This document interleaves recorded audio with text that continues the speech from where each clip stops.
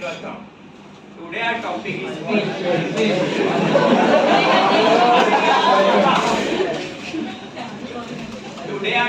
is how lying well can be helpful.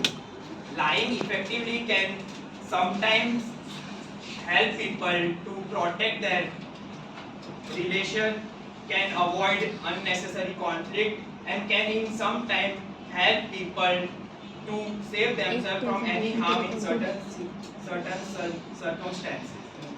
We have to consider the consequences of it. In short time, it may be sound helpful, but in long run, we have to see it can be helpful or not. It is very crucial to see the potential benefit against the potential harm before choosing to lie. Now I would like to invite my friend Mayur to narrate a story. Good evening everyone. जैसा कि आप लोग जानते हैं कि हमको topic दिया है झूठ बोलने पर और जो झूठ बोलना एक कला मानी जाती है और सबसे बड़े कलाकार आपको पता ही है कि भगवान श्री कृष्ण थे। और वहीं से हम एक स्टोरी लाए हैं जो महाभारत से रिलेट करती है, जो कि था जयद्रथ वध। मोस्ट प्रोबेबली आप सब लोग सुना होगा जयद्रथ का नाम। जयद्रथ था, जो उसको पता नहीं, उसके लिए जो कौरव थे उनकी एक लौती बहन थी। उसके जो हस्बैंड थे, मतलब जो पति देव थे, वो थे जयद्रथ, मतलब कौरव के जीजाजी लगते थे जयद्रथ। तो हुआ यूं कि जब अभिमन्यु चक्रव्यूह में फंसा गया, जो सेंटर में थे वो थे जयद्रथ। उनको मारने के लिए, उनको बचाने के लिए ही चक्रव्यूह रचा गया था और उनको मारने के लिए जो अभिमन्यु थे वो चक्रव्यूह में गए थे। और जयद्रथ को एक क्या अपने कह सकते हैं कि जैसे एक वरदान था कि जो भी उनका शीश काटकर धरती से स्पर्श करवाएगा वो जल के भस्म हो जाएगा, ऐसा उनको वरदान था। तो पर फिर भी अभिमन्यु ने अपना खुद का करेज दिखाया और जाके चक्रव्यूह में गए, पर अनफॉर्चुनेटली वो उनकी वहाँ मृत्यु हो गई। फिर उसी रात जो अर्जुन थे, उनके पिताजी उन्होंने एक शपथ ली कि जयद्रथ का वध वो खुद करेंगे दूसरे दिन सूर्यास्त से पहले। फिर दूसरा दिन हुआ और जयद्रथ को बचाने के लिए पूरी कौरवों की सेना जुट गई। फिर भी सूर्यास्त होने वाला था पर हुआ नहीं था पूरा का पूरा। फिर श्री कृष्ण थे, उन्होंने एक लीला रची, उससे आगे बताया कि मेरी फ्रेंड बंस रही।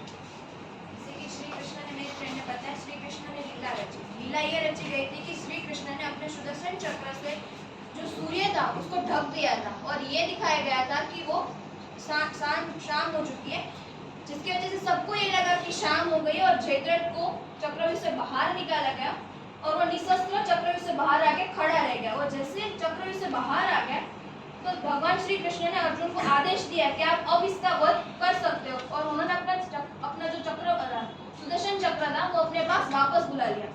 तो ऐसे भगवान श्री कृष्ण के आदेश से अर्जुन ने तीर से अपने जयद्रथ का वध कर दिया और जयद्रथ का जो सर था वो उसके धड़ से अलग होके उसके पिता जो एक साधना में बैठे थे उनके गोदी में जाके गिरा। उनके पिता ने देखा कि उनका बेटे का सर उनके गोदी में आ गया, तो वो वहाँ पे आचंबित हो गए और आचंबित होके डर के वो खड़े हो गए। वो जैसे ही वहाँ से खड़े हो गए, उनके जो जयद्रथ का जो सर था वो जमीन से स्पर्श हो गया और वो वहीं पर जयद्रथ के पिता और जयद्रथ दोनों की उसी दिन मृत्यु हो गई और जयद्रथ के पिता जो थे वो उसी दिन भस्म होकर मर गए। तो ये हम स्टोरी से ये बताना चाह रहे थे कि झूठ बोल के भी जो भगवान श्री कृष्ण है, उन्होंने द्वापर युग में धर्म की स्थापना के लिए भी झूठ का यूज किया गया था। तो झूठ बोलना हर बार गलत भी नहीं हो सकता है, अच्छी चीज के लिए झूठ बोलना भी गलत नहीं है। ये हमने पास्ट सिनेरियो से एक चीज आपको बताई है कि कैसे झूठ को यूज करके धर्म की स्थापना की है, और अभी मेरे फ्रेंड्स आपको एक प्रेजेंट सिनेरियो बताएंगे जहाँ पे प्रेजेंट सिनेरियो के यूज से हम आपको बताएंगे कि झूठ बोलना is not every time wrong.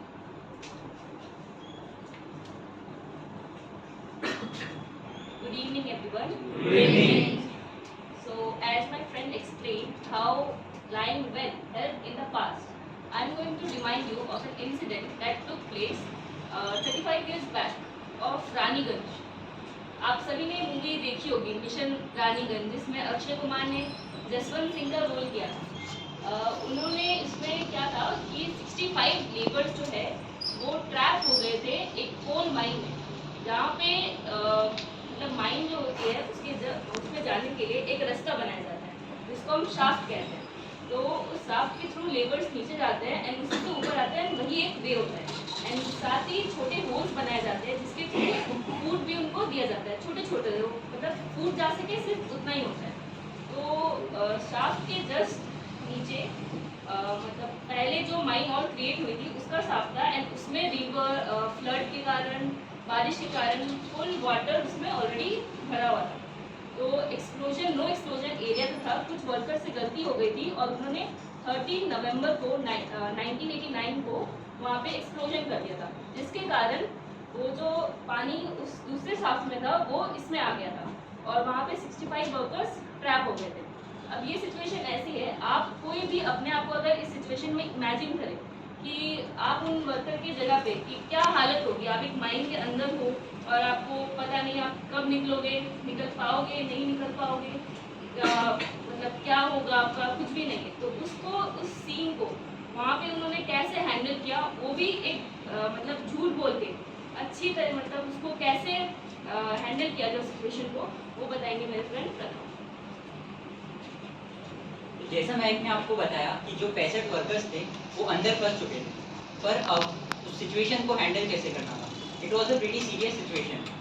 जो बाहर की अथॉरिटीज़ और सब लोग इसमें इन्वॉल्व हो गए थे। अथॉरिटीज़ ने बाहर से एक वर्कर को कॉन्टैक्ट किया और उनसे कहा कि आप अंदर की सिचुएशन एनालाइज करें और हमें बताया कि वो लोग अंदर कितने दिन तक सर्वाइव कर सकते हैं। जो एक वर्कर था वो माइन में थोड़े डीप गए और उन्होंने देखा कि 18 पिलर के बाद उनको सांस लेने में डिफिकल्टी हो रही है। मतलब 18 पिलर से पहले सारा कार्बन डाइऑक्साइड माइन से वर्कर्स के पास आ रहा था।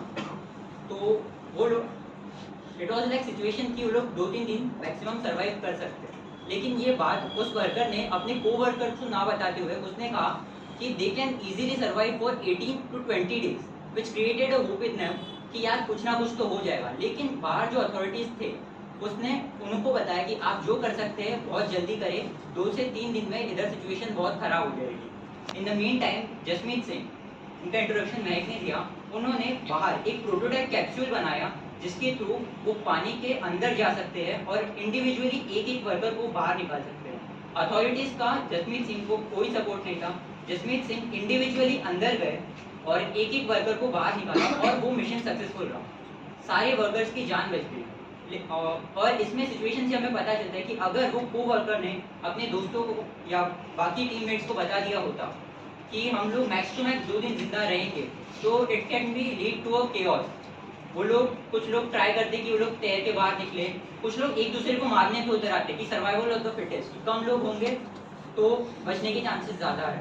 लेकिन उसने सूझबूझ का सही इस्तेमाल करते हुए झूठ बोला जिससे 65 के 65 लोगों की जान बची। और हमारे प्रेजेंटेशन कंक्लूड करेंगे मेरे friend Alpesh. Good evening, everyone. Good evening. So we all know lying generally considered as unethical, but in certain situation it can be perceived as helpful. However, it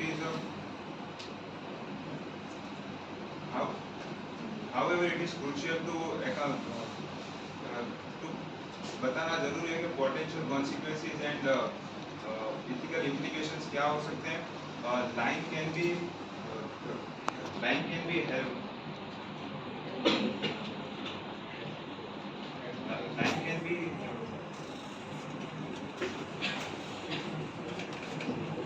Lying may offer short-term solutions, but in long term it may create